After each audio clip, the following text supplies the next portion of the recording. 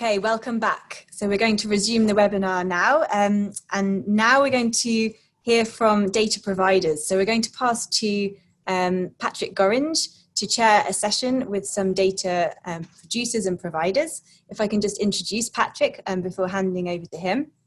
Patrick is a physical oceanographer, and he's also a key expert within EMODnet physics. He's responsible for the International Ocean Affairs at SMHI, the Swedish Meteorological and Hydrological Institute, and he's no stranger to EMODnet. He's been a key contributor to EMODnet physics for many years, and has been really instrumental in bringing together diverse marine communities from not just research communities, but also industry and further afield to share their data. And the proof is in the pudding in terms of all the data that's now available on EMODnet physics. So please, over to you, Patrick. Thank you, Kate. Thanks a lot. But before I invite three data providers to share their experiences on sharing data with EMODnet, allow me to present the EMODnet data ingestion portal previously mentioned by Alessandro. During this session, we really invite you to use the chat box to tell us about what data you're sharing with EMODnet, why, how, what are the benefits and possible barriers. So please share your thoughts in the chat. Next slide, please. We know that data of the marine environment are essential for many applications for research, governance, and industry. We also know that a lot of data are discoverable and accessible thanks to EMODnet and other marine data management infrastructures. However, there's still a lot of data collected which do not arrive to these repositories. Next slide.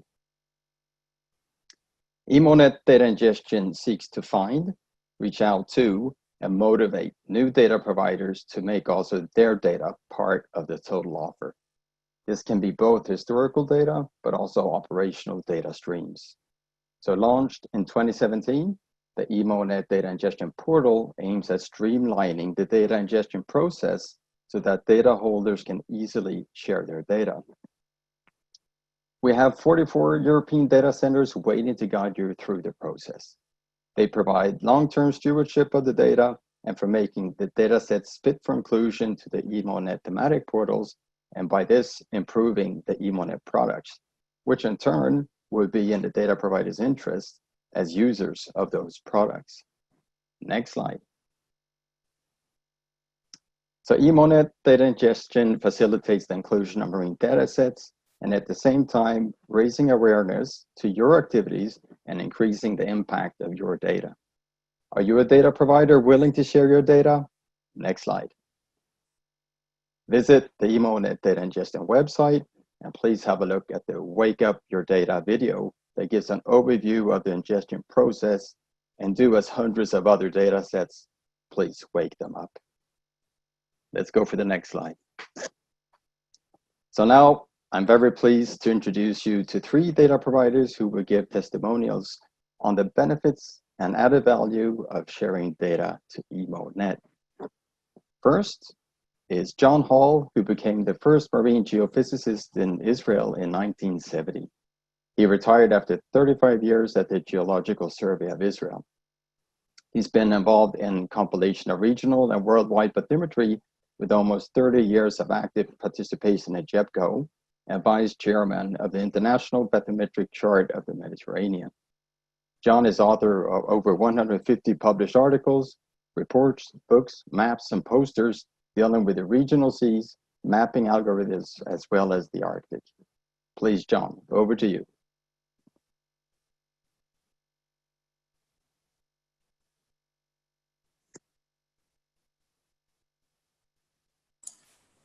Okay, can you hear me? Excellent, great, thank you.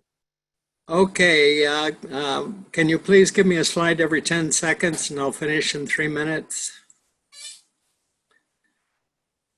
There was, before EMODnet, some 35 years before, there was IBCM. This is the layout of the IBCM that was primarily 250,000 square plotting sheets and a number of zones that were broken up between a few countries. Next. You can see the listing of the countries that were involved, and those involved in the IBCM, excuse me, were actually a third of the countries involved. It was quite a team, and it went on for something on the order of 25 years. Basically, it was started between Carlo Morelli in Italy together with the Russians, and the Russians carried it up until the time of the disintegration of the USSR. Next. The first thing we did was the bathymetry, and this was for the 10 different sheets. These were put together at 1 to 1 million as well as 1 to 5 million. We started with the bathymetry with input from the hydrographic offices as well as data taken off of sheets together with surveys that we were familiar with. Next. Next, please, Kate. Also, Bouguer gravity was done because most of us were geophysicists. Aeromagnetic anomalies were also done. And this is the compilation for that. Each one of these is 11 charts. Next. Next, please. Kate, can I have the next? The plioquaternary thickness was just the previous one, and this was showing the amount of sediment which had been dumped out prior to the desiccation, following the desiccation of the Mediterranean. Bottom sediments were the top 5 centimeters of the Mediterranean, primarily from Russian sources that were all over the Mediterranean. Next.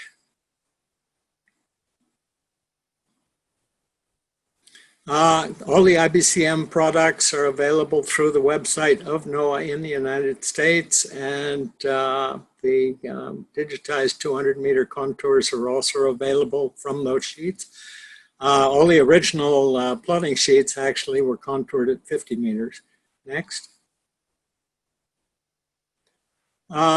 This was followed on by the MediMap group, which was primarily started by the French with the multi-beam work that was going on from their ships in the Mediterranean. Next, please.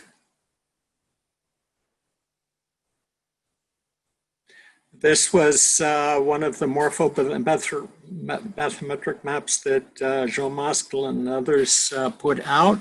And this was sort of a come on to get other multi-beam data sets. In my case, I personally bought a multi-beam sonar, which we used for 8 years to complete everything in and around Israel. Next. The Russians had mapped essentially everything. I once estimated that there were 400 ships that were continuously transferring information from their echo soundings to Leningrad. It became possible to buy these charts, and I bought everything that I could get a hold of for this area, the Red Sea, and around to the Persian Gulf. Next, please. This gives sort of an idea of the sounding densities that you had over the MediMap group, the early multi-beam that they did. Next, please. This, for instance, is the coverage for the Black Sea, and these were the soundings that resulted in the grid that has been available in JEPCO for something in the order of the last 20 years. Next. Similar sort of thing was done by the UK Hydrographic Office post-World War I, and in the case of the Nile Delta, this gives an idea of the coverage. Next. More detail, you can see that there are an awful lot of soundings here. In that central small plotting sheet, there's 64,000 soundings just on that one single sheet of paper. Next. For Malta, I was also asked to get the 1950 surveys that were done by the UK Hydrographic Office within the IBCM project, and this was done for them. On all of these, also the bottom types were taken in, which of course were very useful for the bottom sediment types and anchoring holdability. Next. And finally, these are the 1930 and 1950 soundings that were done around Cyprus. Some 15 years ago, or actually 20 years ago, I spent a sabbatical at the University of New Hampshire and did the 25-meter grid of the island, and then supplied the geological survey in Cyprus when I visited with their continental shelf at 25 meters together with the island's topography. Next. And also mandatory Palestine was also done. This is the sounding data for the Bay of Haifa. This was done something on the order of 20 years before statehood, and is a good representation of what we finally got out of the multi-beam surveys that have been done there. And I believe that's the last slide.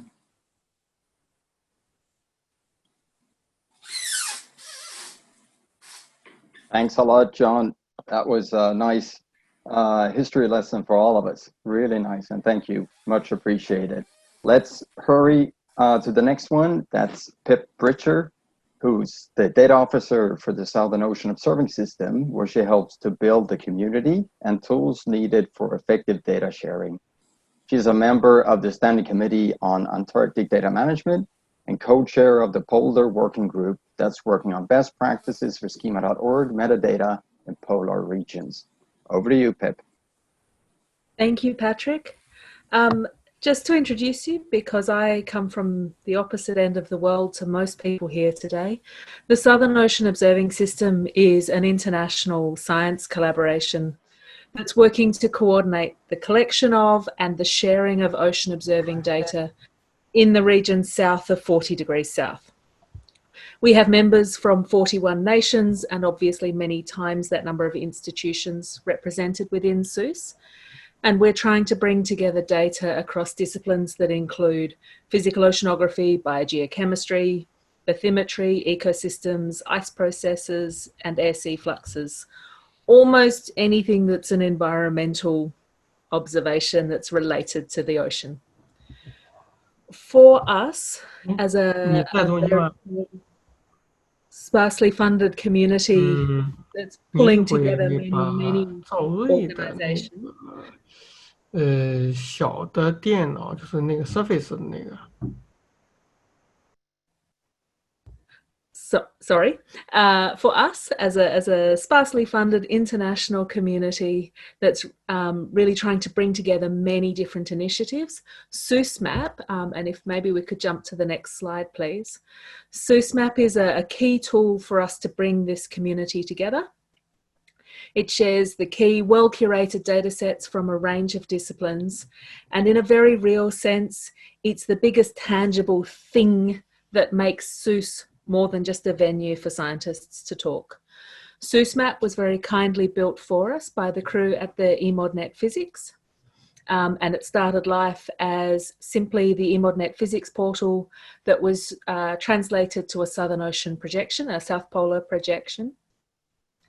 But they've been very kind as well about allowing us to bring in data from other disciplines. So that SOOSmap now hosts data on things like penguin counts, marine plastics, krill, plankton, and many more things to come. And what I wanted to really emphasize today is that the collaboration works both ways. SOOSmap has brought into the EMODnet community the MEOP seals, the marine mammals exploring oceans pole to pole, who supplement the Argo floats in heavily ice-packed areas. So they carry CTD sensors on their heads. We've also brought in, as a result of this project, the sail drone data, which is data coming out of a private company into a research and government-funded initiative. So that's a really nice thing to see. And could I get the next slide, please? We've also brought in a really nice big collection of CTD data that's come out of Pangaea into the EMODnet servers. So I think this is the first example of data being republished from Pangaea through EMODnet. And to demonstrate the impact that's had for us, we used to have about 13,000 CTD casts in the Southern Ocean. Next slide, please. And now we have about 180,000. And there's been some related increase in the number of CTD casts in European waters as well. So I'd like to thank EMODnet for providing us with an opportunity to help us knit our community together and providing us a platform for us to share those most critical data sets for observing change and dynamics in the Southern Ocean. And my goodness me, we have an awful lot of data still to come. Thank you. Thank you, Pip. Excellent, excellent final to that one. There's a lot of data on the way. We know that already. We have one more testimonial from Nathaniel Bensoussan, who's a coastal oceanographer, associate member of the Med Recovery Research Group, interested in marine conservation, climate change monitoring, and adaptation.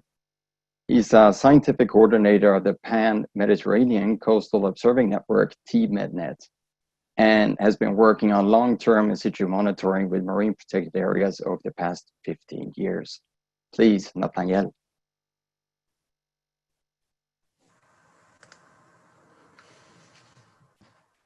Yes, thank you, Patrick, for the introduction and this great opportunity to introduce our activities as new EMODnet partner. Do you hear me well? Hear you loud and clear. Okay, perfect. So next slide.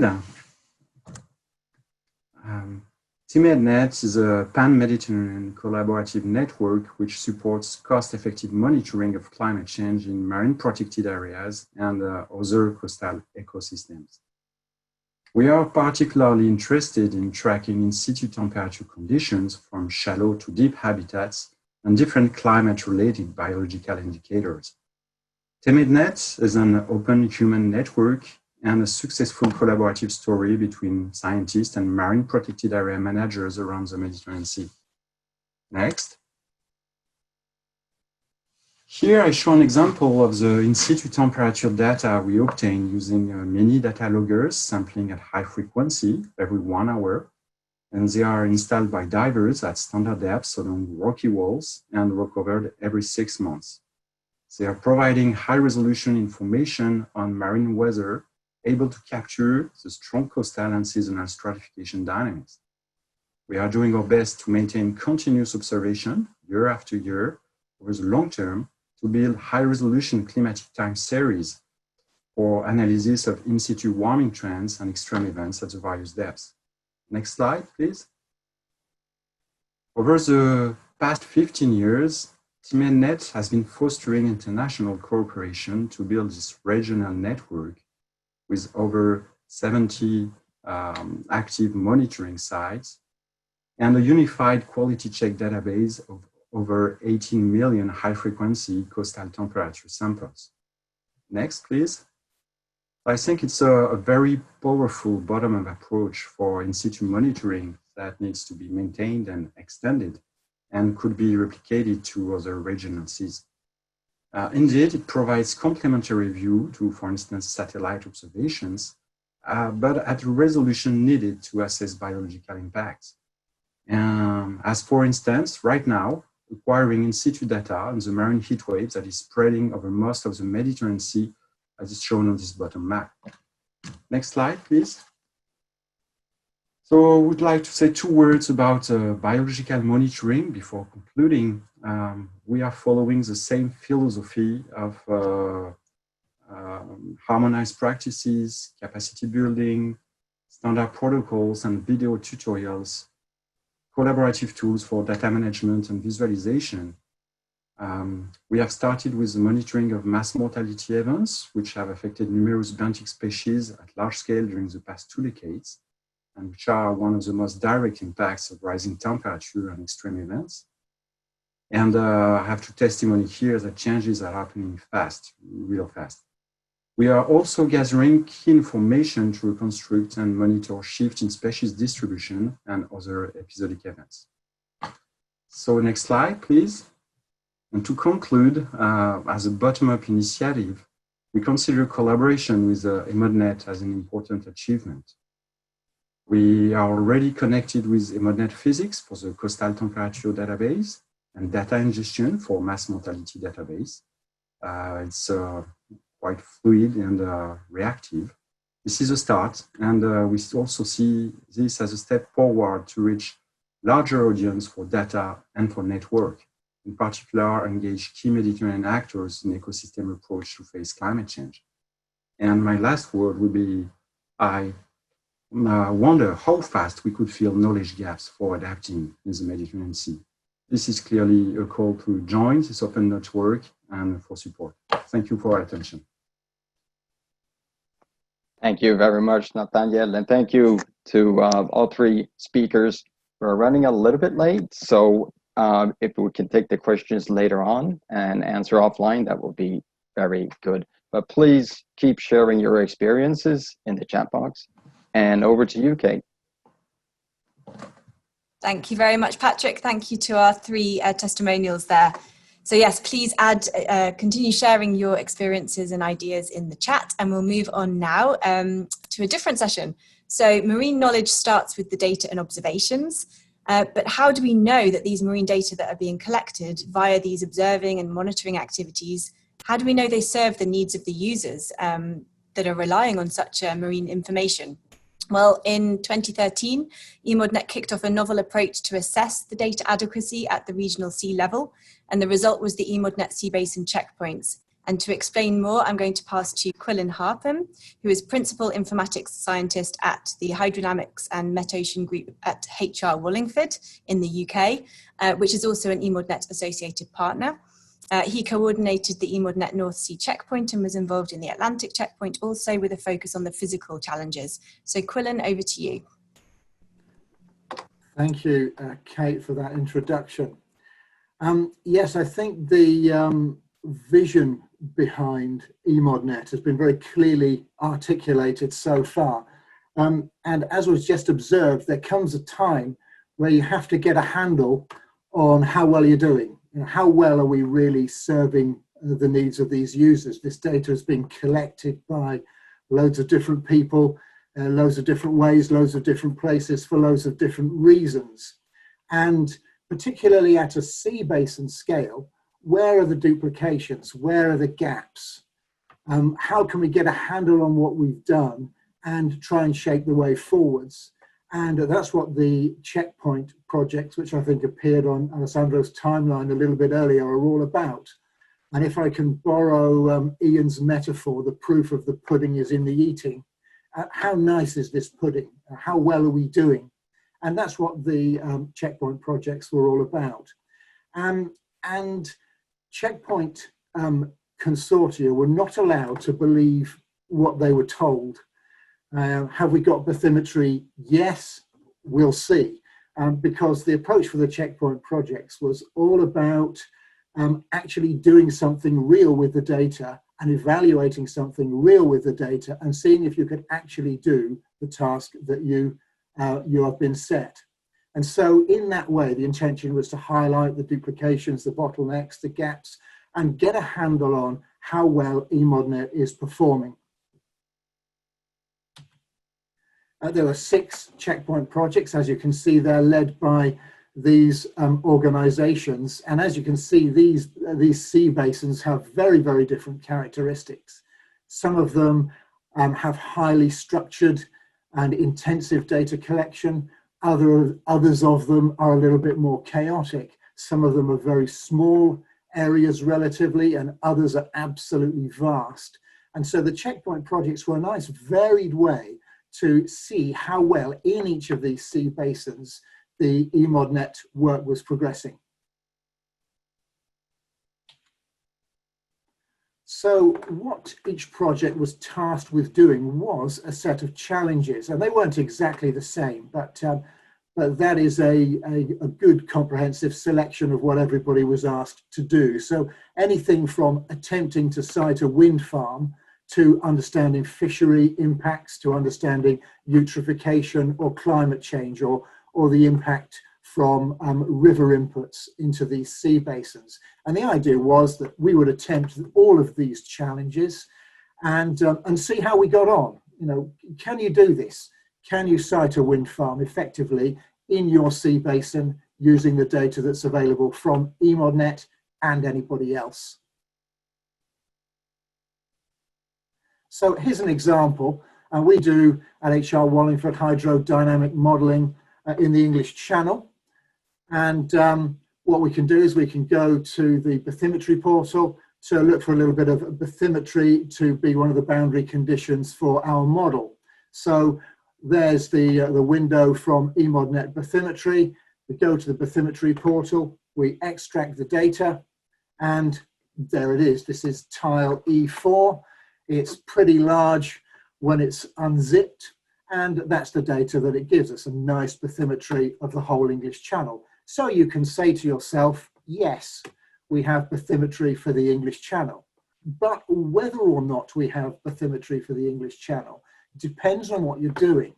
This assessment is entirely subjective. It depends what kind of modelling you're doing.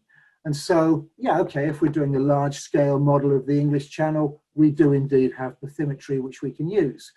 But if we're doing a very small scale model, then we need to go to the individual surveys, and that's a different data product provided by somebody else. And so the idea of the checkpoint projects was finding it out in the real world how easy it is to do each of these challenges. And so I haven't got time to go into all of the results of the checkpoint projects. There's a vast amount of information written in the reports. You can see the reports there on that link, and whatever your interest in marine data is, you should be able to find a comment or some commentary from the checkpoints on your area of interest. However, a synthesis report was written, so if you're not interested in going into the detail of all of the reports, they are summarised at different levels, they're very well written.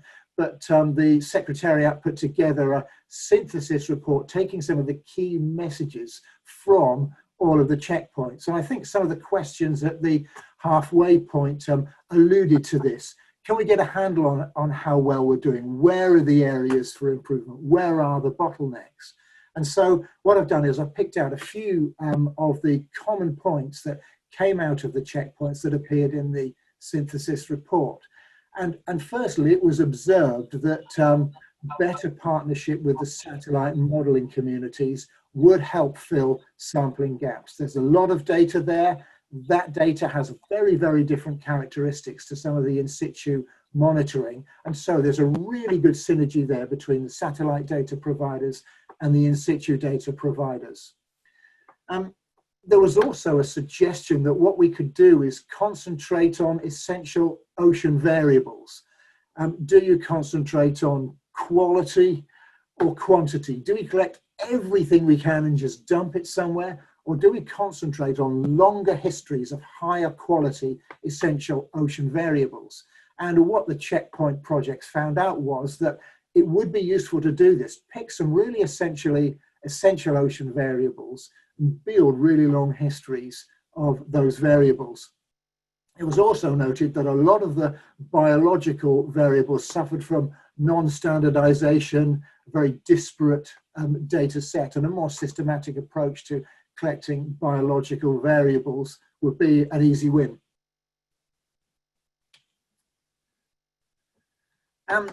As well as actually understanding the data itself, the checkpoints also looked at the practicalities of using the data.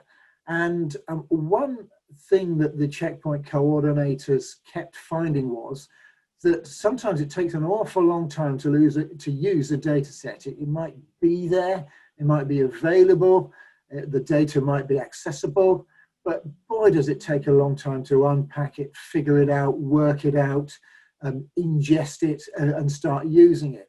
And so considerations like that are important to users that might be very limited in time. And of course, as was noted earlier, collaboration with all of the EMODnet neighbours is really a really important keystone in the success of what we're trying to do here with marine data.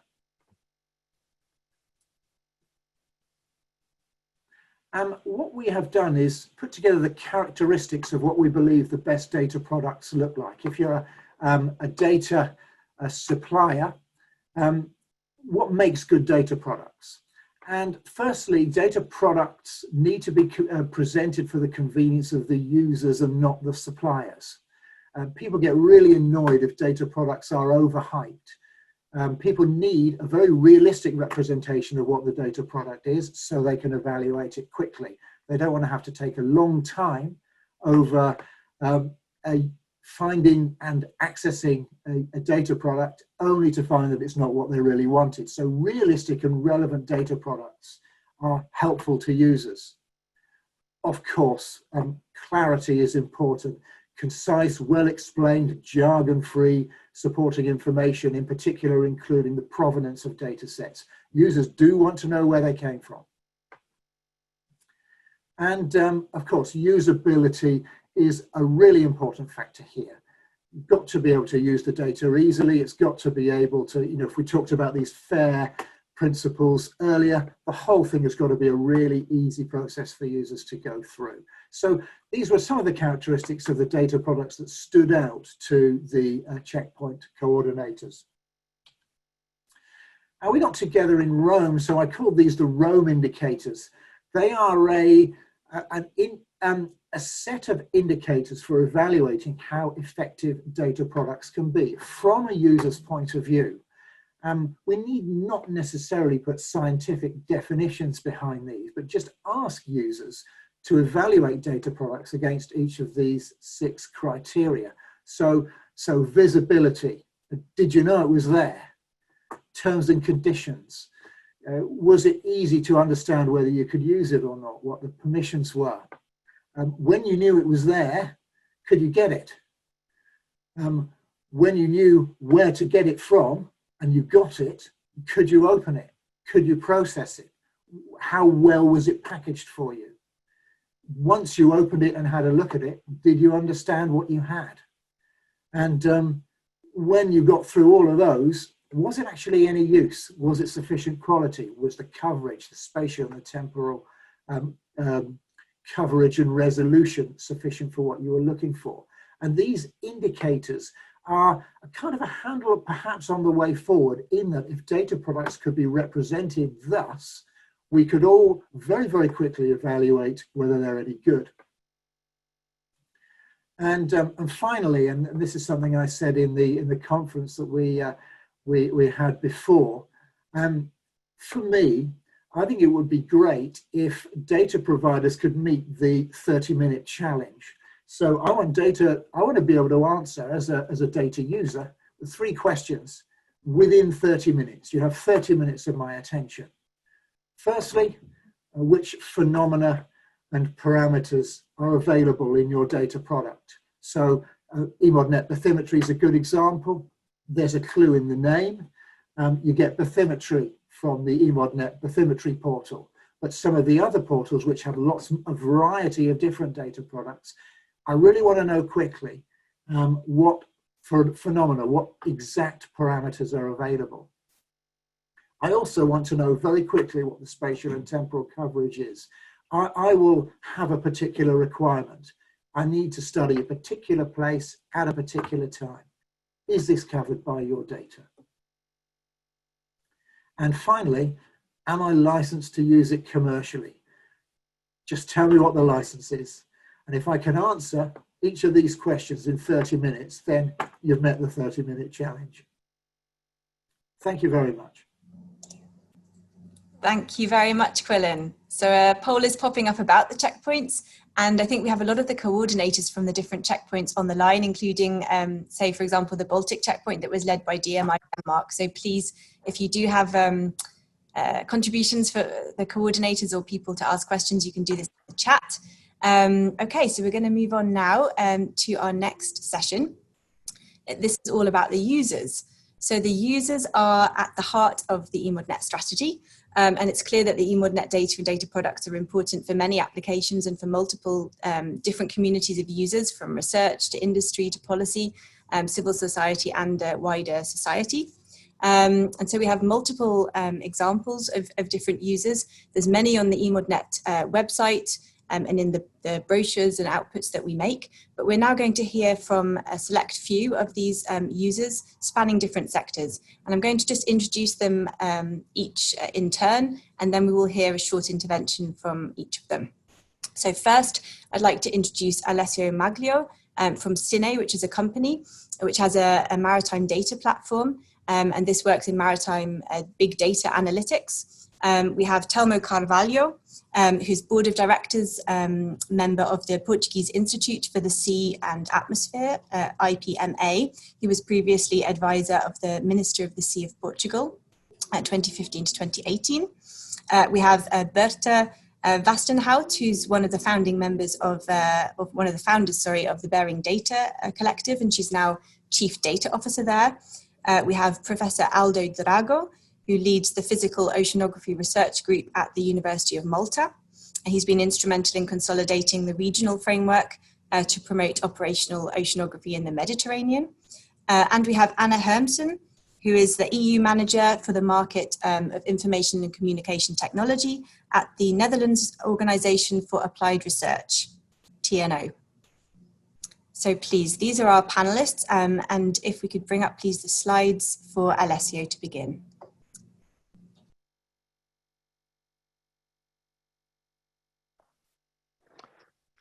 Yes, good afternoon to everybody. So I hope you can hear me well. So first of all, thank you for inviting SINAY and myself in this webinar. I am a marine biologist as a background, and today a business manager in SINAY, which is a French company specialist of the development of digital solutions for the marine environment. So both marine environmental conservation and the management of human activities at sea. So next slide, please. What we developed today is a comprehensive digital platform, which is formed by three components: the data part, the algorithmics component, including through artificial intelligence, and finally, on the right part of this slide, the visualization component through dashboards, which include real-time or time series data and analysis, and which creates the value for our customers and users today. Next slide.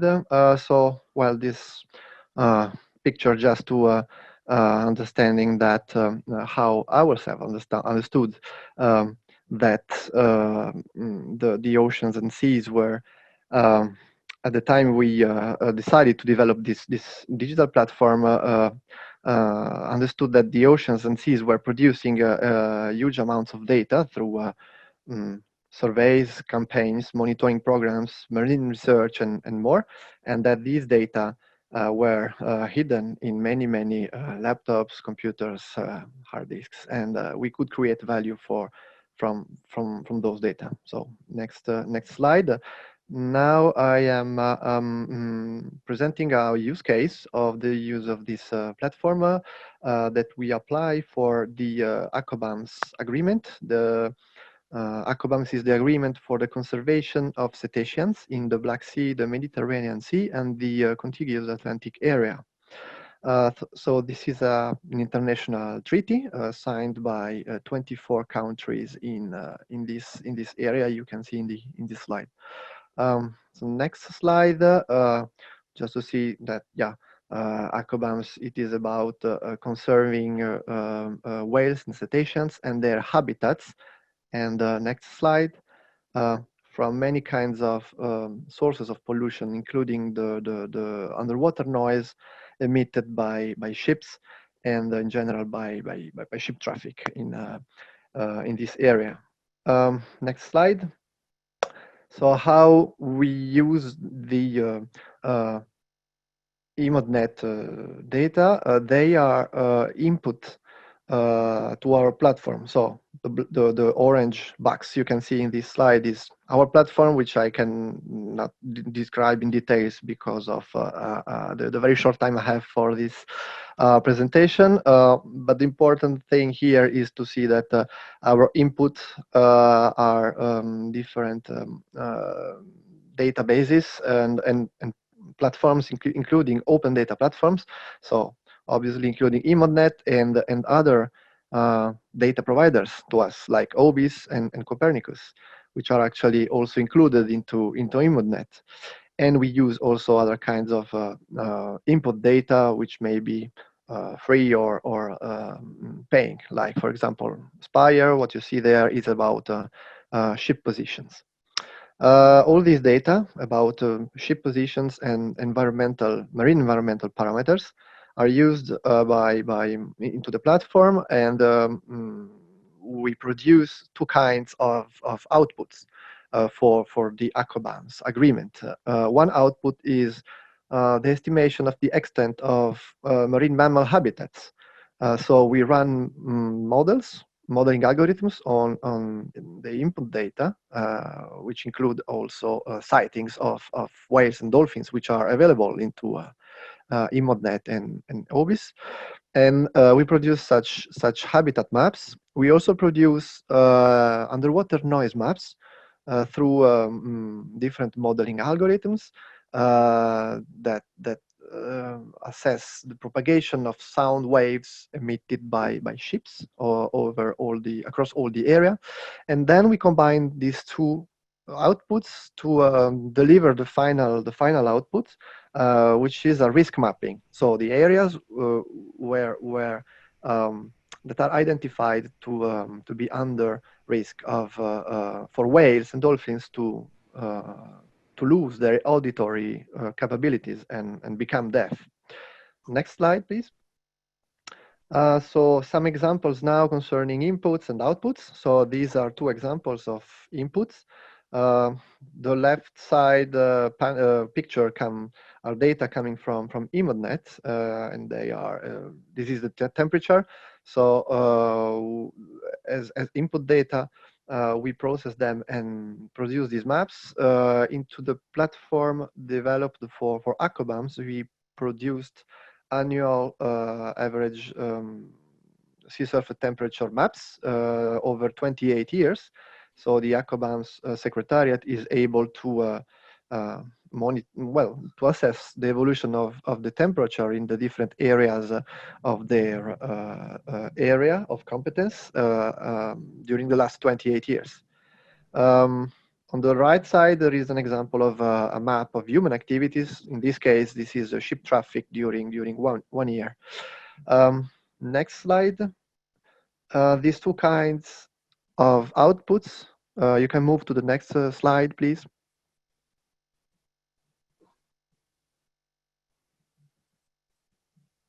Okay. Yes, fine. So this is one of the outputs, the habitats of marine mammals. Especially this is the habitat estimation for fin whales. So the yellow part, green to yellow, are suitable areas for fin whales as estimated by our models.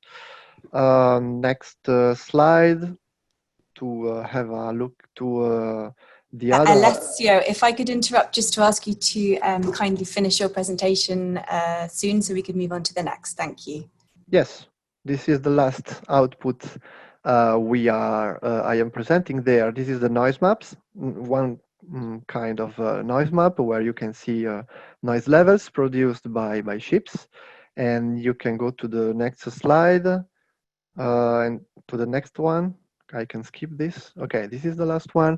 And in this slide, you can see the combination of the noise map with the habitat of fin whales that deliver the final output, which is the extent of the area where there is a risk of acoustic risk of losing the acoustic capabilities. So this was an example of how we use EMODnet data and how they are passed through our platform to deliver value for our client. Please.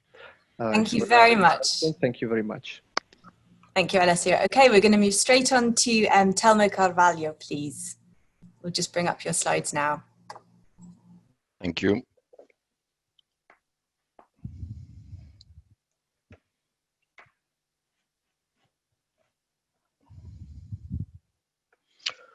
Okay, good afternoon to everybody. My name is Telmo Carvalho from the Board of Directors of IPMA, that is the Portuguese Government Research Laboratory for the Sea and Atmosphere. Next slide.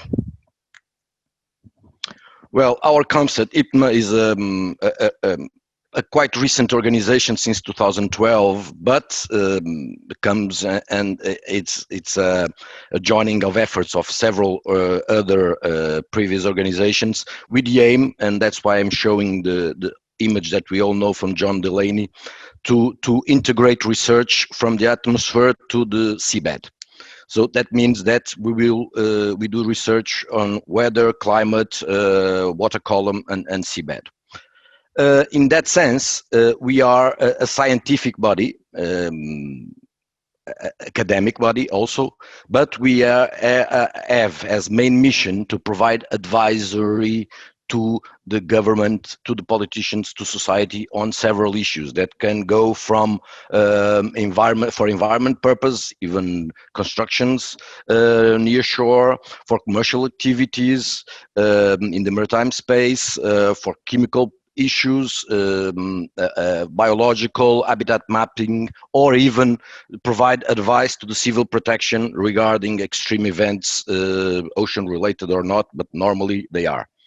In that sense, IPMA positions itself here in the image that you see. We are the science, but we have to provide all this information, digested scientific information, to all the actors that you see behind us, the government, the politicians in general, the media, besides all the other public bodies like the civil protection, that is also mandatory for us. In that sense, EMODnet is crucial for us to have immediately data available to perform this advisory role that is committed to us. In this sense, next slide.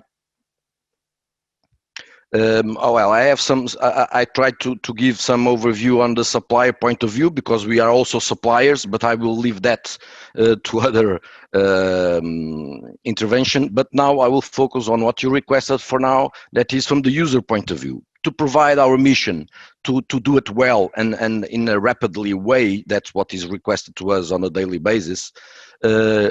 For us, EMODnet is an added value because it gives us access to long-term historical data, important for scientific studies, for instance, for detect and understand changes in marine habitats, manage those habitats in a sustainable way, and understand global changes in general. It gives us also the possibility of creating international and reinforcing international multidisciplinary partnerships. It gives us also the possibility of work with time series of biological data, not only, but in this case, it's one of the requests that we are usually having. And that is essential in the marine policy and conservation at national, regional, and global scales. It also contributes to the integration of biological data with other environment data to better support the decision. And this is crucial when we are talking about species that we can or cannot use commercially. And then, of course, we have the basics, and that is working with EMODnet give us an assurance that we are working with quality data. And of course, give us greater knowledge about the data available internationally in the way that we can use that data to create knowledge for lobbying, for projects, for scientific production, but in our case, and most important, for science-based policy and decision-making. I would like to just end with a note. I have more, but I will stick to the first one. It's how we feel it. Normally, it's a normal affirmation to the scientific community, but for us that work with science, but also with policymakers, we have to reinforce this message all the time. There is no substitute for adequate observations made in situ, and those that we not make today are lost forever. So I would end up, next slide please. I would end up just with some examples of what we've been producing, in this case is science, with the data that we provide or that we use from the EMODnet portal. Thank you. Thank you very much, Telmo. Okay, so we're going to move on to the next, which is Berthe Vastenhoud Collective, please. Yes. Hello, everyone. Can you see and hear me? We don't see your video yet. Okay. Yes, there we are. Okay, thank you very much, Kate. And hello, everyone. My name is Berthe Vastenhoud, and I am honored to represent Berring Data Collective here on this festive day today. Next slide, please. Berring Data Collective is built around the concept of fishing for data. Fishing nets are an ideal platform for sensors to observe the ocean as the nets go down to the sea bottom and then back up to the surface. So in short, fishing vessels can catch data profiles of the water column while they are catching fish. Next, please. The story of BDC is in different ways intertwined with EMODnet, and this goes back all the way to the beginning of BDC. So a few years ago, as fishery scientists, we were very frustrated about the quality of ocean data going into our models. And in our search for other sources, we stumbled upon the EMODnet physics portal. And we were very surprised to see that most of the subsurface ocean observation was taking place in the deep ocean, while fishing takes place much closer to shore. Next, please. So we realized that the gaps in the ocean observing network overlapped with commercial fishing activity. And this showed us that if we would attach sensors to fishing nets, data from fishing vessels could be valuable not only to fishery science, but also to the ocean observing community. So this is the first way in which EMODnet has been vital to us. So by making us aware of gaps in the ocean observation, and hereby providing also the inspiration to start BDC. Next, please. Now, over time, we found more and more scientific and industrial programs that were collecting similar data in a similar way. And we realized that bringing together this community was necessary for us to scale and is beneficial for everyone. Next, please. So here EMODnet comes into the picture again, because in spring this year, we organized, together with EMODnet, the first event to bring this emerging global community together, the Fishing for Data webinar. And so now we are developing common and fair data standards, balancing the needs of both science and industry. And this all to get this data to a diverse range of end users on a global scale. Next, please. And this brings me back to the first slide, because today we also work with EMODnet physics the other way around. Next, please. Because we display our and other programs' data in real time on the physics map. So in this way, we're now contributing to filling the data gaps that we've initially noticed through EMODnet. Next, please. So at BDC, we're nowhere as far if it weren't for EMODnet, and we are looking forward to many more years of fruitful collaboration in the future. Thank you very much. Thank you very much. Okay, great. Let's move on now to Aldo Drago from University of Malta, please.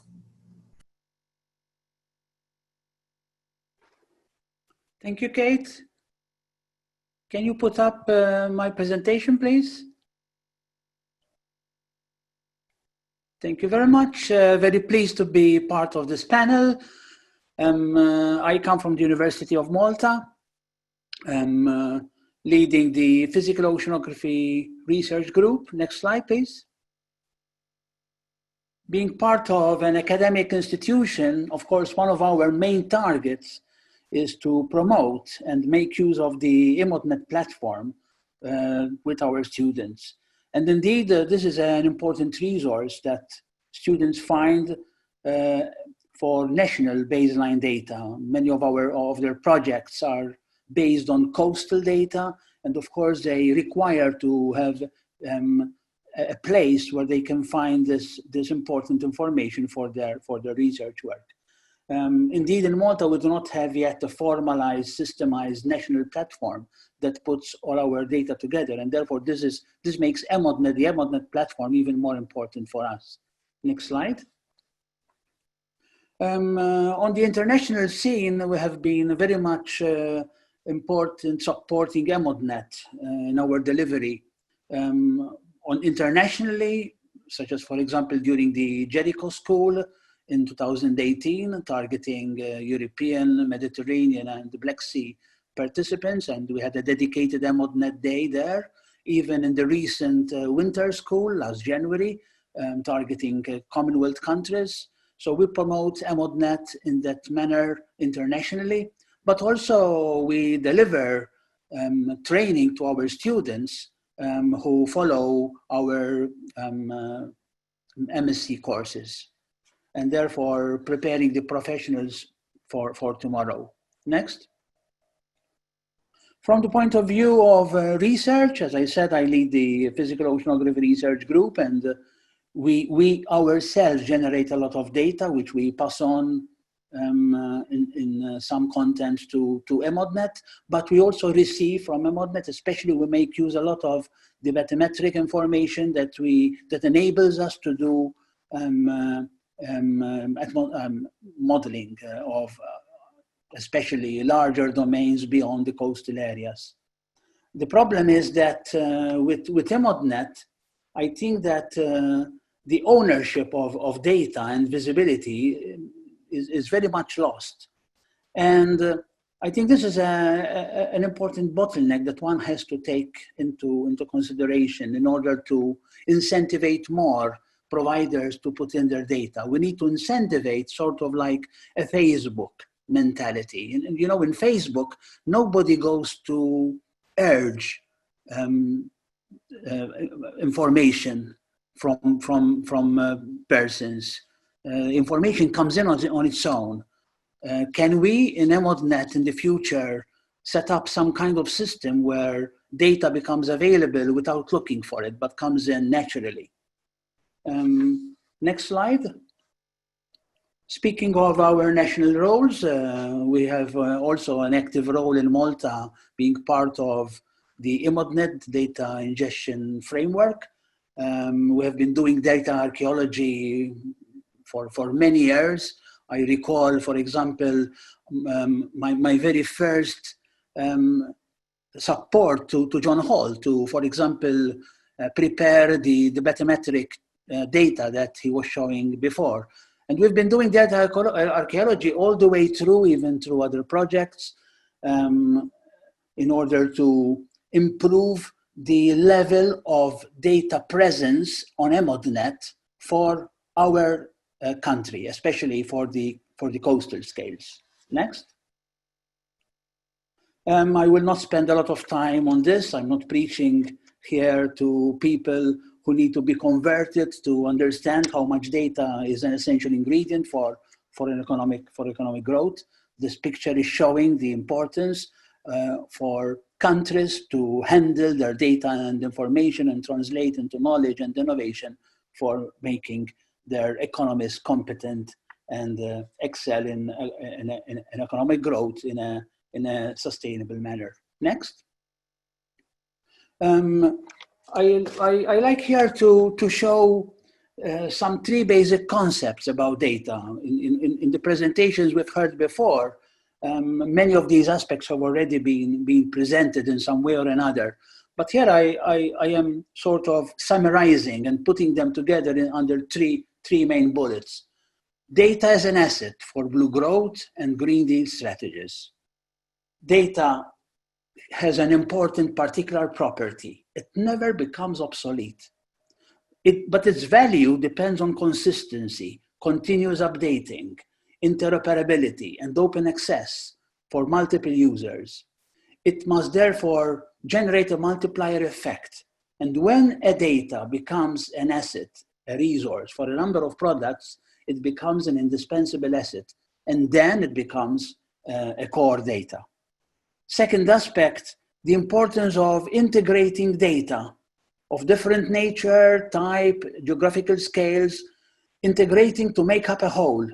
And this means merging data across countries, but also merging data, not only scientific, but also going into non-scientific and socioeconomic demographic parameters, including such as, for example, statistics, marine resource tracking and mapping, patterns of activity in marine and maritime sectors. These are all areas in which perhaps EMODnet in the future will have to further exploit in order to become a more important tool for decision-making and for strategic planning.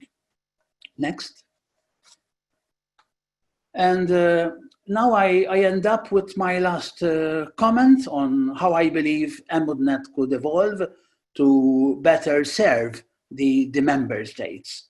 We already mentioned how necessary is importance, how important is data becoming an essential tool for economic growth.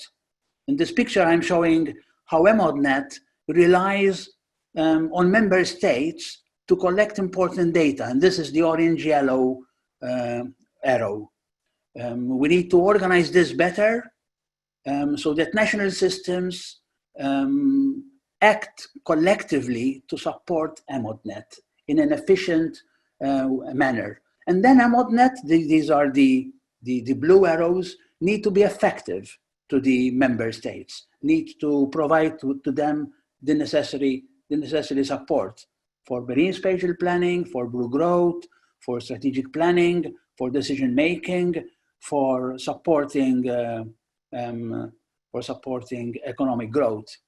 In order for this to be achieved, I believe that this would be an important role for EMODnet in the next decade. Next slide, and this is my final slide. How could EMODnet possibly perform in the next decade to really achieve this goal of serving better the member states? I believe that the partnership with the national systems has to become stronger. We need probably a configuration made up of an EMODnet platform of platforms, which really makes use of national systems in a federated manner. This will enable us to really tackle the large flows of data that will be coming along. Also, the ambition to go closer to the coast, where we need to offer better data for coastal users. I think this is enough from my side. Thank you very much.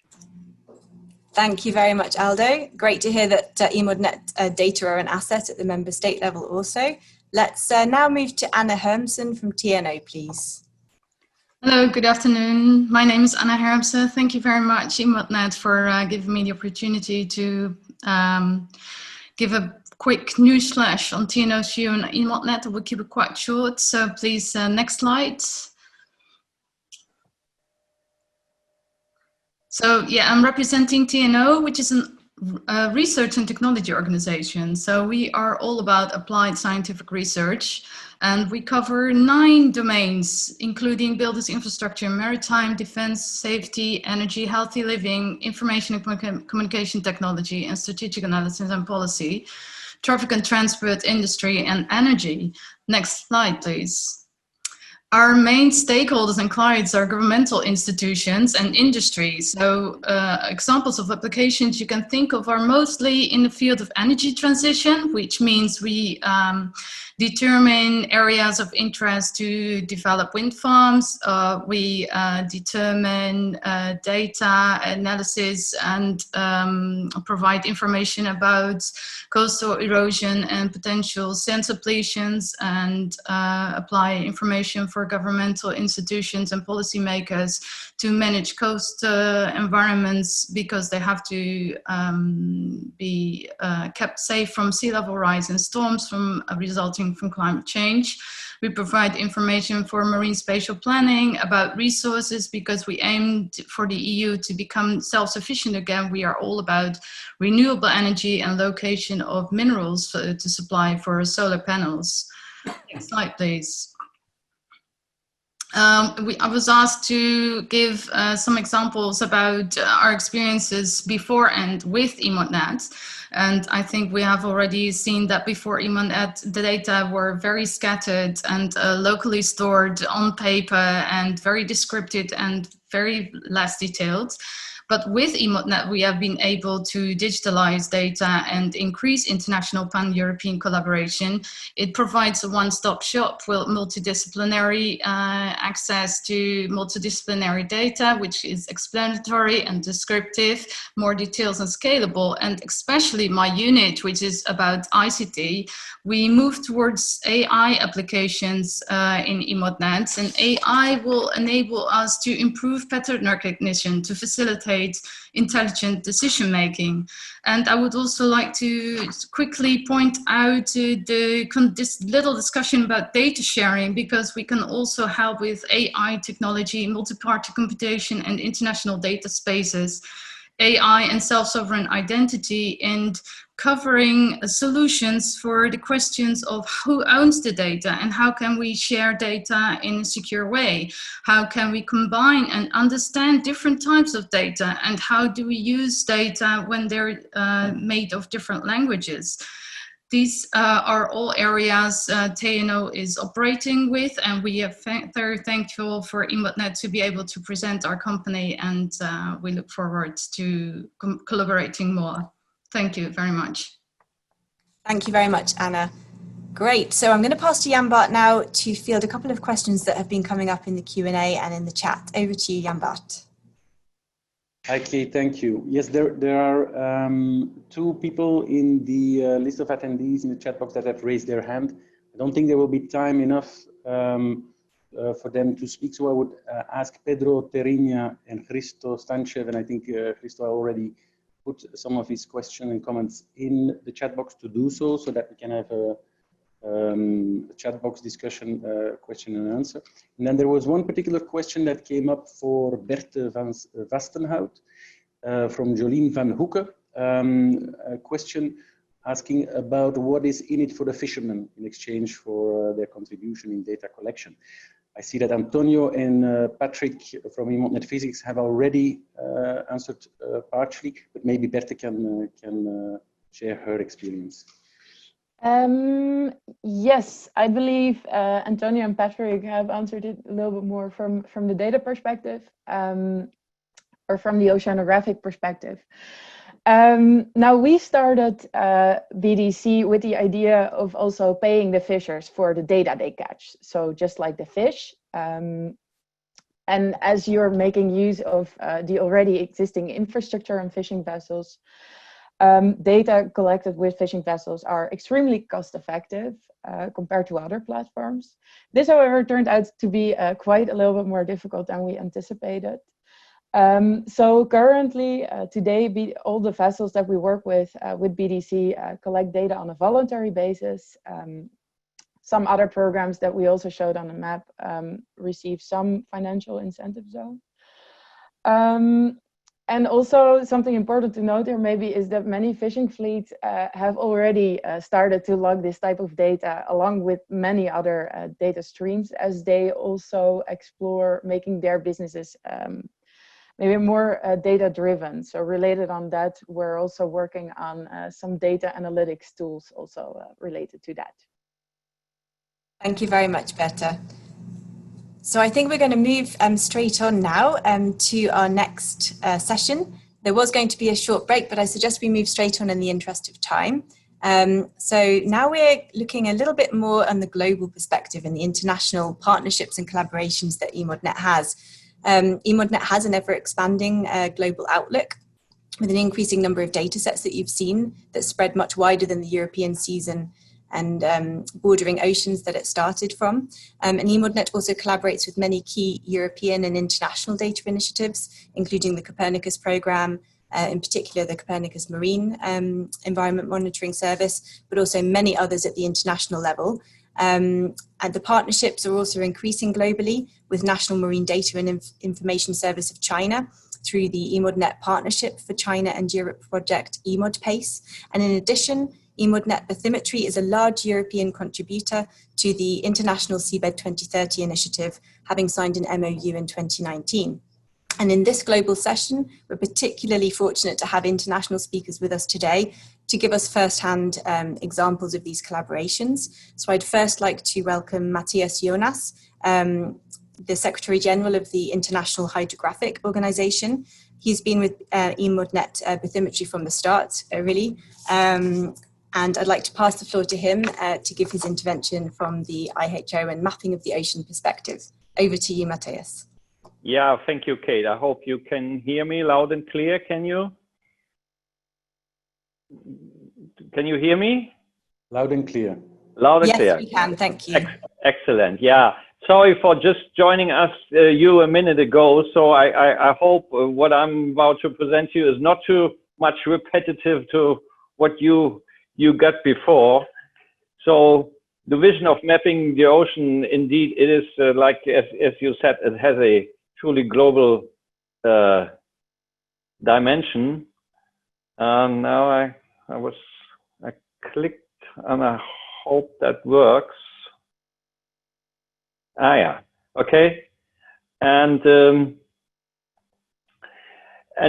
vision of mapping the ocean, that really started more than 100 years ago now, and it came from here, where we are still placed in Monaco, because that was the global idea to map the entire oceans from the start. And you see the amount of soundings they had at that time. They was very sparse. So in 1905, that's the east coast of the Japan archipelago. They had 18,500 soundings globally, and that's what a modern multi-beam is producing in a second today. So all this has fortunately grown over the years, and in 1980, JEPCO, the General Bathymetric Charts of the Ocean, became a collaborative effort between IHO and UNESCO's IOC.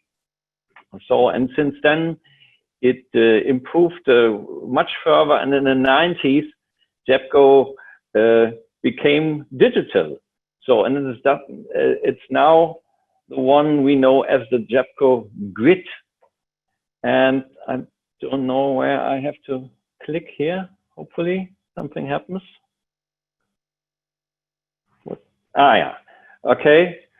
And JEPCO, and most of you are used to that, familiar with that abbreviation, is providing a global ocean model, the only one actually which exists.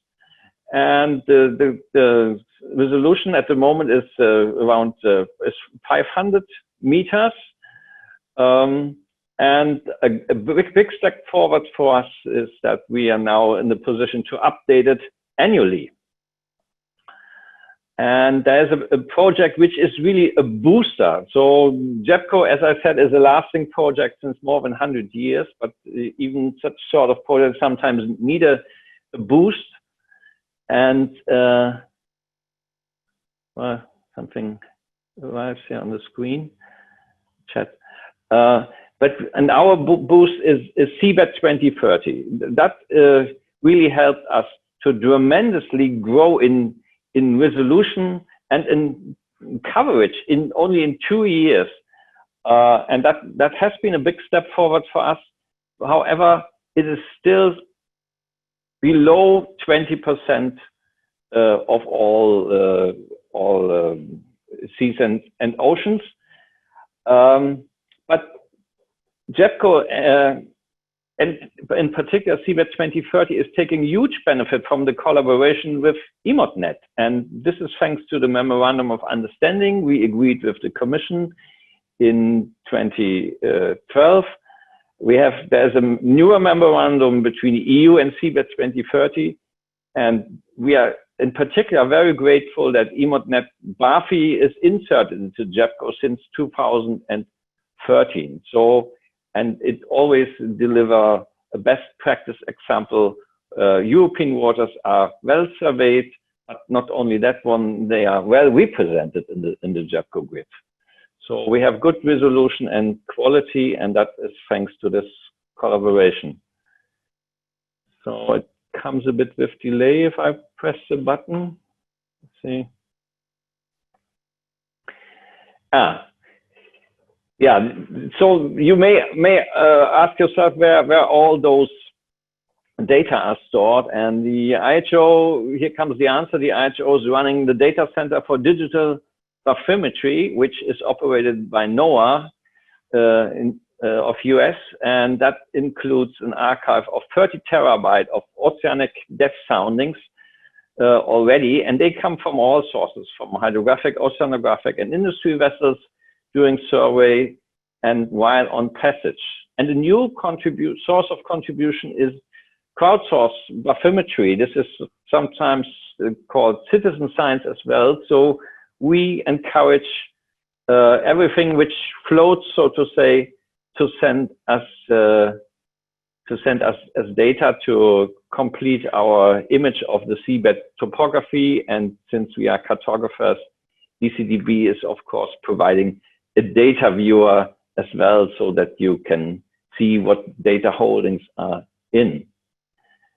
Who provides, or better to say, who can provide data to DCDB? As I said, all sorts of hydrographic, oceanographic, and commercial surveys, and that can be done on different occasions. So they can do it on mission, if they really have a survey mission, in transit to mission, fishery in action delivers or can deliver, and commercial vessels while on passage. And I mentioned already our crowdsourced bathymetry initiative, and you are aware that EMODnet has set up a project which is named EMODnet Data Ingestion, and that acts here as a sort of concentrator. So this project gathers all those contributions once they once they are related to European waters together and bring them to us in one block, which helps a lot. So the real problem is not the European waters. The real problem is blue water. So there is definitely an increase in blue water activity required.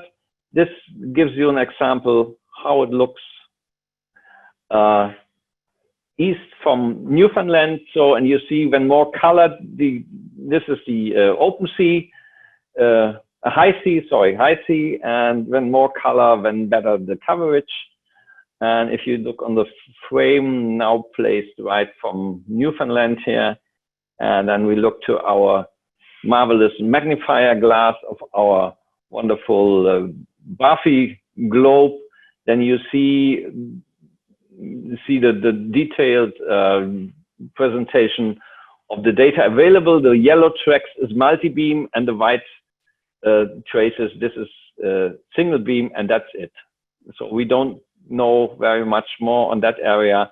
And this is not a particular sparse one. This is the average for many, many blue water areas. So we need to have more input here. And one of the ideas we are looking for is that research vessels operated under EU flag, so to say, should be mandated to hand over their data to us to ingest in our data repository. What actually prevents party from providing data to DCDB? So there are some in some countries, and that applies to European countries as well, national security reasons. So there is a reluctance to give detailed bathymetry away for territorial waters. Some coastal states are skeptical to accept crowdsourcing in their waters of jurisdiction. And there is something which I politely name scientific confidentiality. So there's oceanographers who tend not to share their data before they are analyzed for scientific goals. So that doesn't help us really. Commercial data owners are reluctant to share for free since acquisition was so costly to them. It happens many times that they sit in my office and say, you couldn't believe what we were paying for, and now you ask us to give it away for free.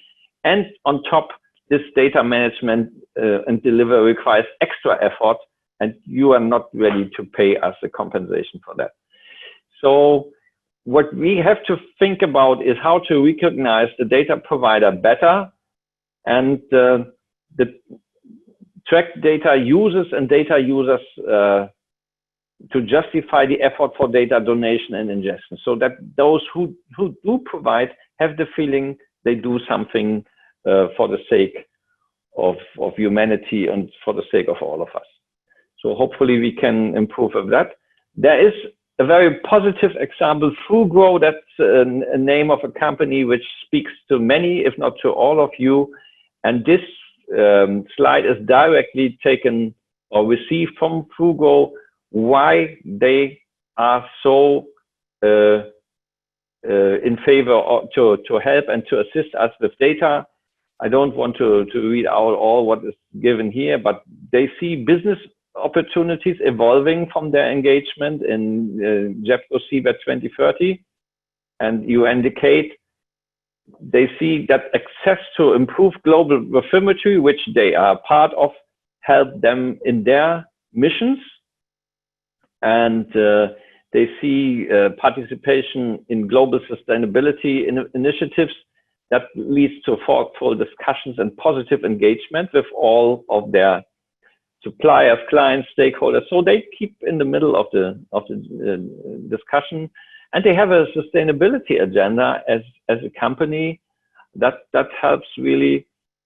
And if it comes to money, so they see potential tax benefits. So there is a discussion about the possibility of digital philanthropy to be registered for taxes.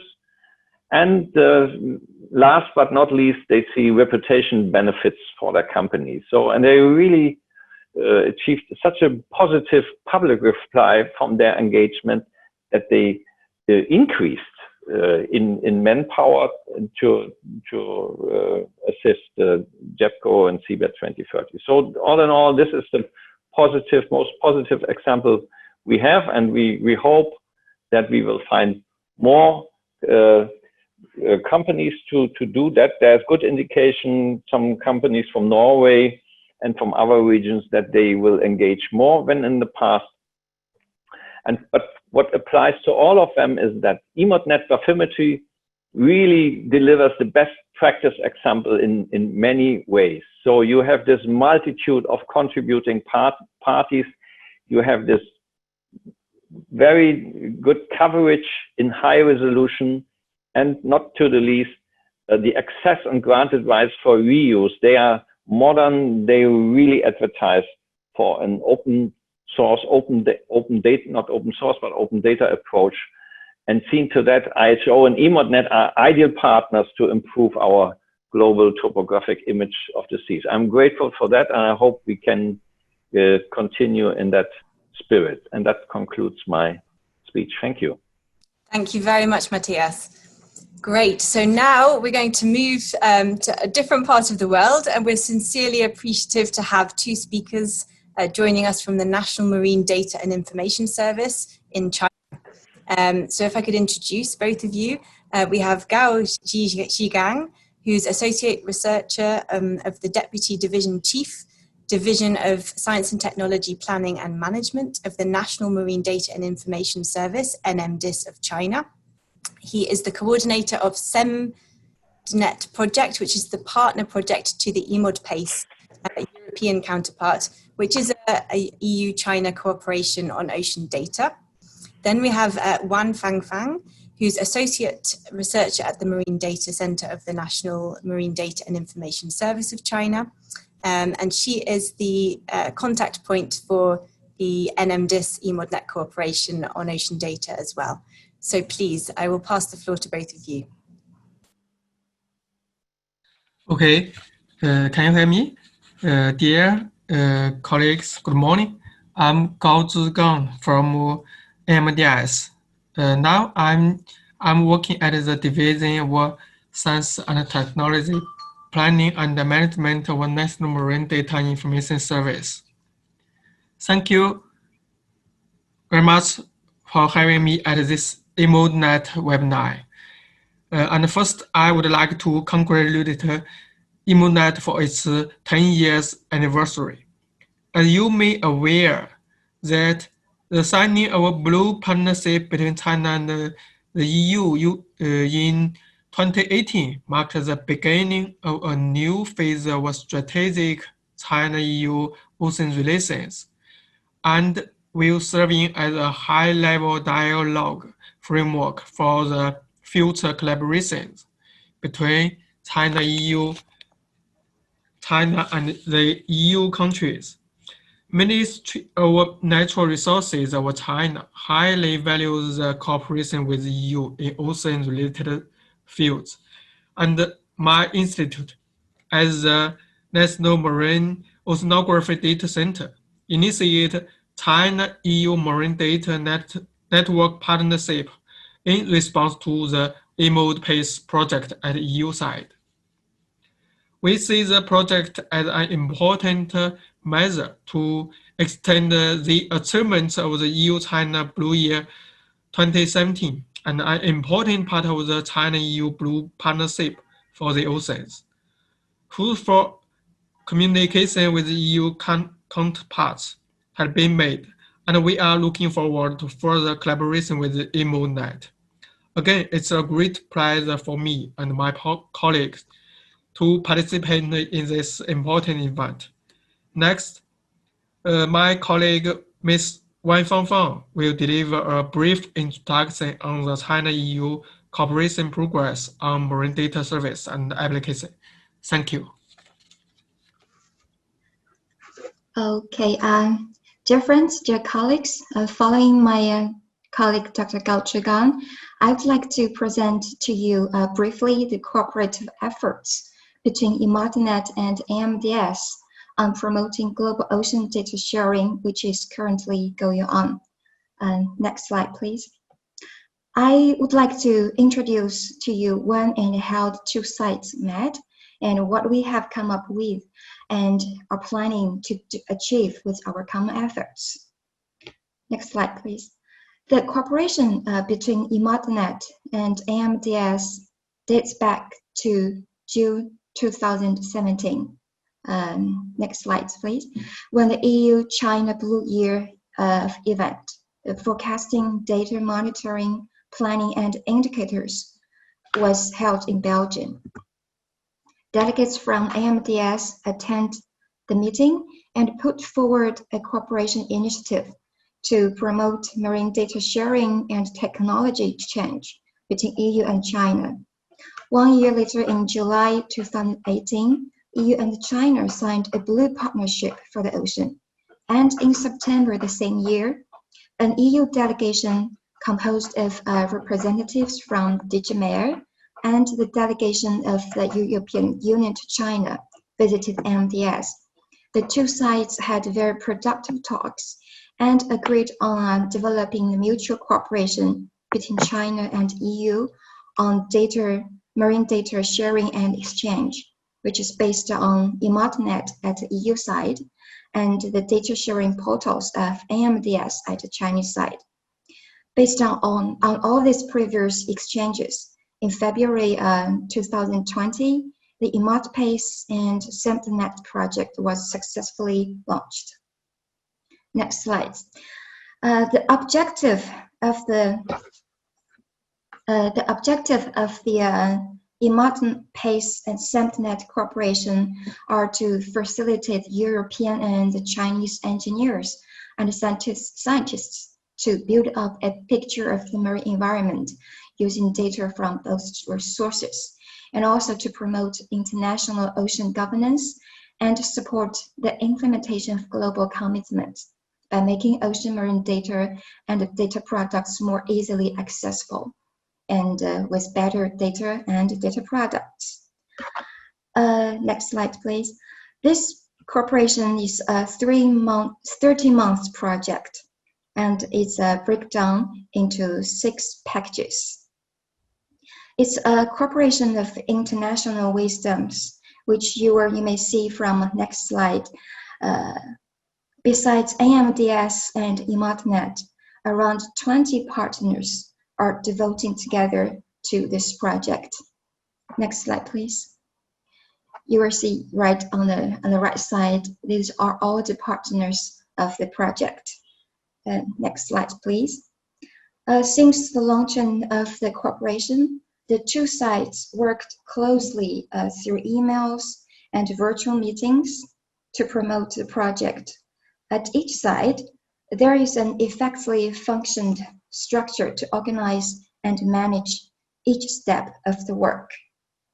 The next slide, please. For now, despite the impact from the COVID-19, we have established contact for each work packages and organized a number of web meetings to identify gaps, define common work plan, assign homework, and further break down the work task into subtasks and set up smaller working teams based on the specific needs of each work package. Next slide, please.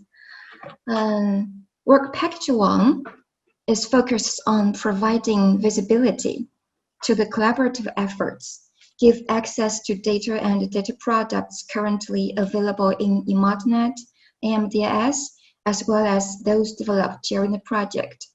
The task of work package 1 is right on schedule, and now the web page for EMODPACE-CEMDNET has been published on the EMODnet central portal. Next slide.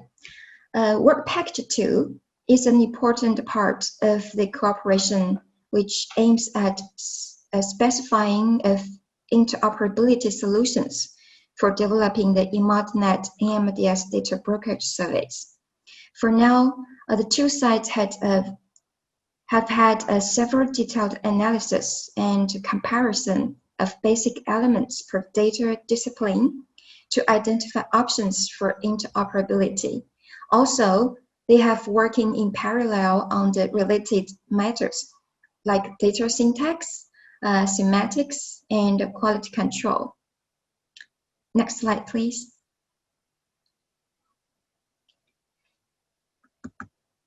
Okay, this is the task of work package 2, and work package 3 is aiming to identify reasons for the similarities and differences between European and Chinese ocean circulation models and reanalysis products, and also the most promising ways to improve the reanalysis.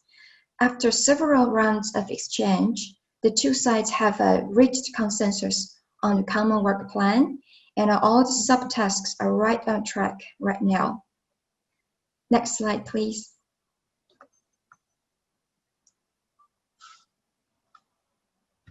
Next, yes. Based on exchange and translation of important documents, the experts from work package 4 are exploring deeper into the comparative study between European seabed habitat mapping method and the Chinese marine ecological classification and zoning methods. And now they are working to demonstrate China's marine resources and environmental carrying capacity assessment criteria in the Bay of Biscay. Through this comparative research, by analyzing the applicability of each site's models in different areas, work package 4 will compare European and Chinese models used for seabed habitats and ecosystem vulnerability, and hopefully improve the methods and the models. Next slide, please. Work Package 5 are working to provide data and information products covering the sea crossed by the maritime Silk Road on sea level change, coastal erosion, wetland degradation, and vessel traffic density. As discussed in the first round of virtual meetings, a joint assessment report on sea level rise and impact on storm surge and related hazards will be an important output of this work package. And meanwhile, multi-scenario sea level rise forecast, shoreline interpretation method, wetland degradation assessment methods are also research targets of Work Package 5, which we believe are also desirable outcomes. Next slide, please. And just now, I described briefly the general picture of the EU-China cooperation on marine data led by EMODnet and EMODS. With the joint effort from all partners, the EMODPACE-CEMDNET cooperation is progressing as planned toward its goals, including a well-operated data interoperable system between EMODnet and EMODS, a safe and fast access to a wider range of data and data products. And also, we will continuously update and share of marine information products. We are looking forward to collaboratively verified and improved methods and standards, and also the jointly developed and published reports and papers. EMODS highly values this cooperation with EMODnet colleagues, European colleagues led by EMODnet. It's a great chance for China and EU to further cooperate in the areas of marine information technology, ocean environmental protection, and climate change adaptation. And we sincerely wish this cooperation be a great success. And we are looking forward to a sustained China-EU partnership on data management and sharing, which will benefit larger regions with better service. Okay, that's all of my talk, and thank you for your kind attention.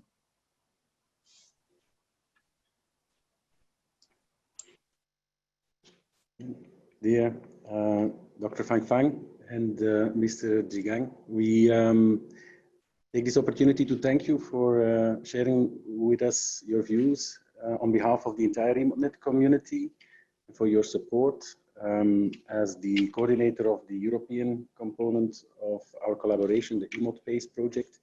We much value and appreciate your intervention and your presentation today, also taking into account that it's much later in the evening where you are based, so we very much appreciate your time and intervention. And we very much value the collaboration, in fact, which is a bit complicated in these trying times under the COVID-19 travel restrictions, but we are establishing a long-term sustained marine data partnership, and we are looking forward on collaborating not only in accessing or opening up the access to our marine data resources from the NMDIS and EMODnet, but also in working together on advancing our experience and best practices in terms of our modeling capability, and actually doing more than exchange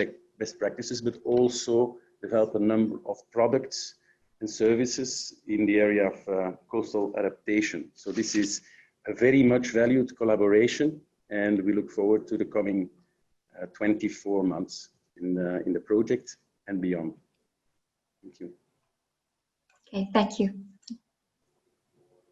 Thank you very much. Thank you. So now, if I could please invite you to stay for just 10 more minutes. We have exciting look to the future, really, to next year and the future of EMODnet. And we have some closing remarks from the European Commission, DG Mare also. And may I just say before we move on that, of course, we couldn't cover all of the very many collaborations and partnerships that EMODnet has, or all of the data and data products in detail today, but this will be in much more detail and hopefully in person at the Open Conference of next year. So I would like to pass the floor now to Zoe Constantino. She's a marine scientist with expertise in integrated coastal and marine management, and she's working as a policy officer in the Directorate General of Maritime Affairs and Fisheries of the European Commission. So over to you, Zoe. Thank you, Kate. I think I have control of my presentation. Thank you all for staying with us. This was a very interesting workshop for all of us. Thank you all for your input and the effort that you put in this.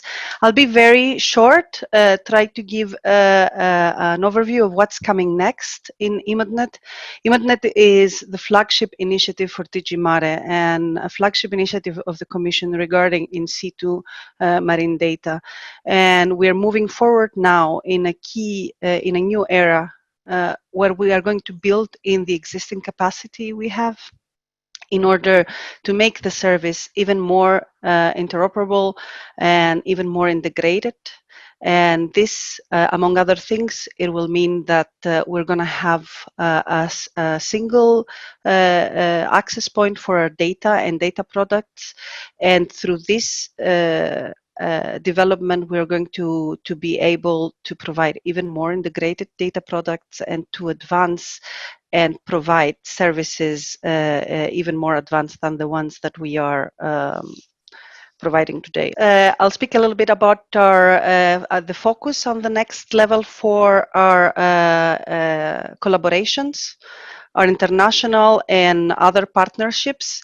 The focus would be to keep working with Copernicus Marine and with our other partners in and outside the Commission in order to provide further advancements for the implementation of the European Green Deal. And this is going to happen also through collaborations with the Horizon 2020 project Blue Cloud, but also with the Digital Ocean Twin that is coming up very soon. At the same time, we're going to also focus in the international aspects of our collaborations.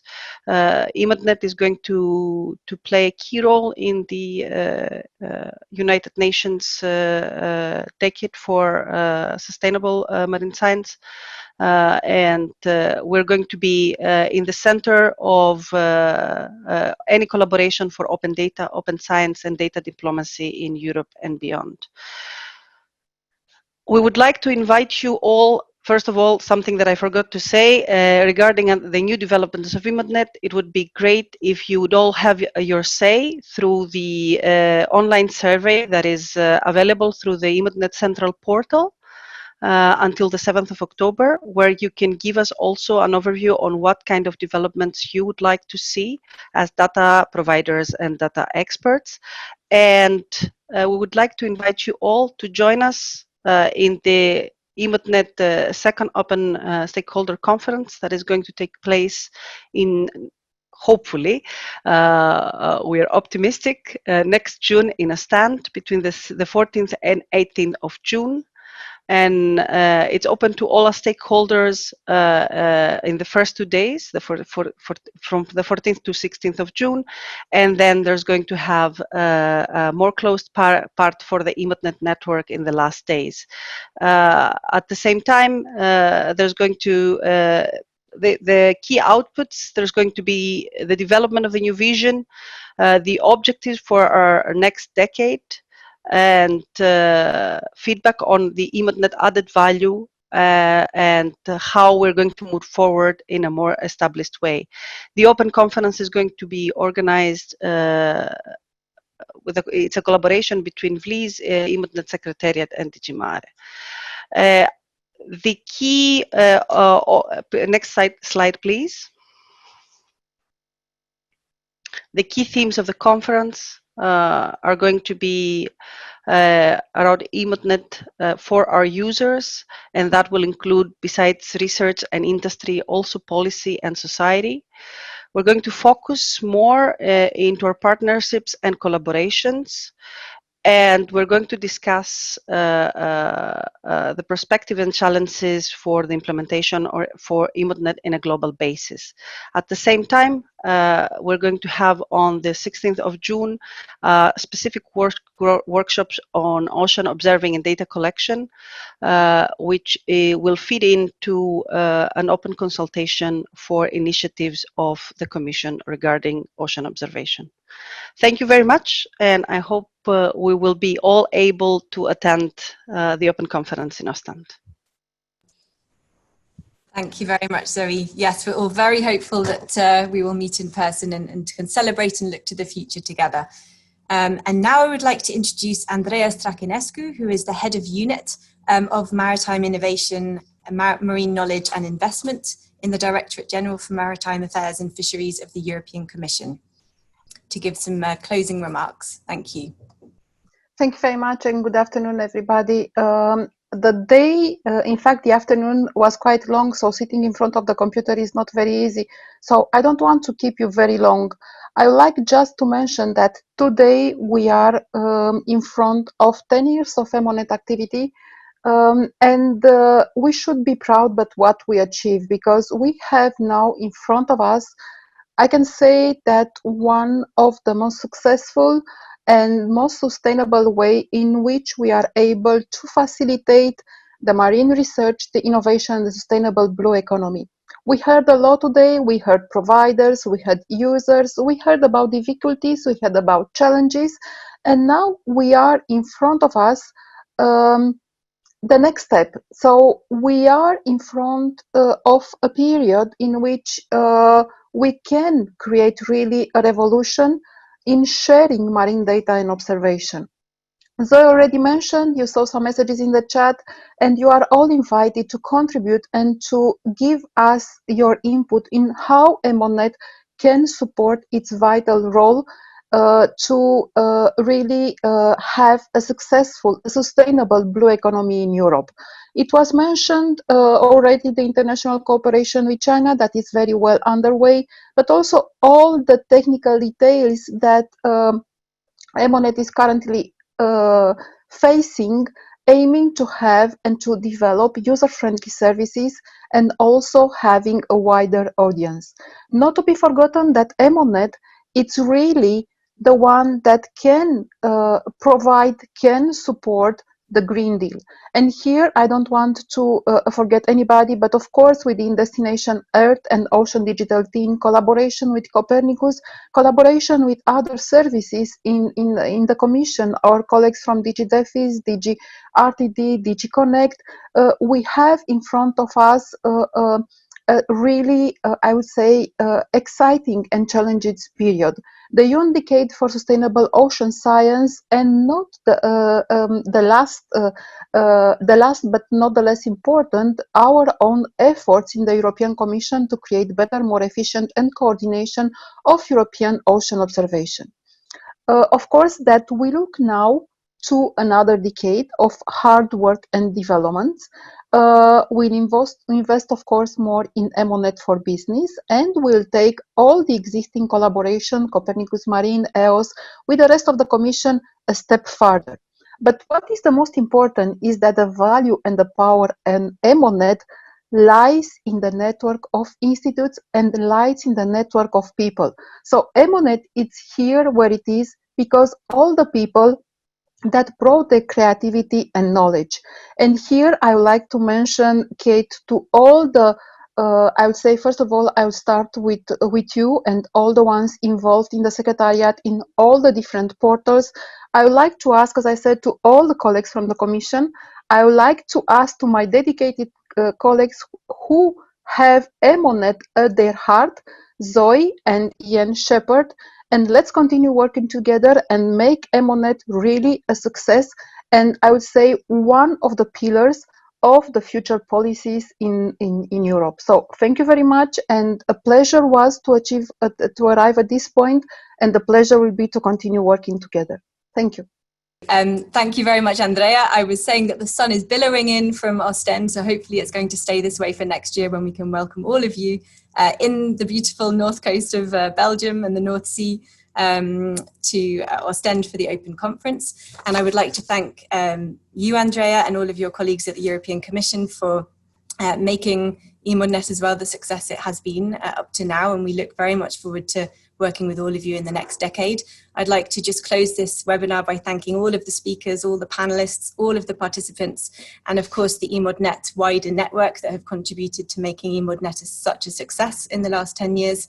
We will be making the presentations online. We will be saving and answering your questions as best we can after the webinar, and making the recording available as well. So on behalf of the EMODnet Secretariat, I'd like to thank you very much for joining us, and have a nice morning, afternoon or evening wherever you may be in the world. Thank you very much. Bye-bye.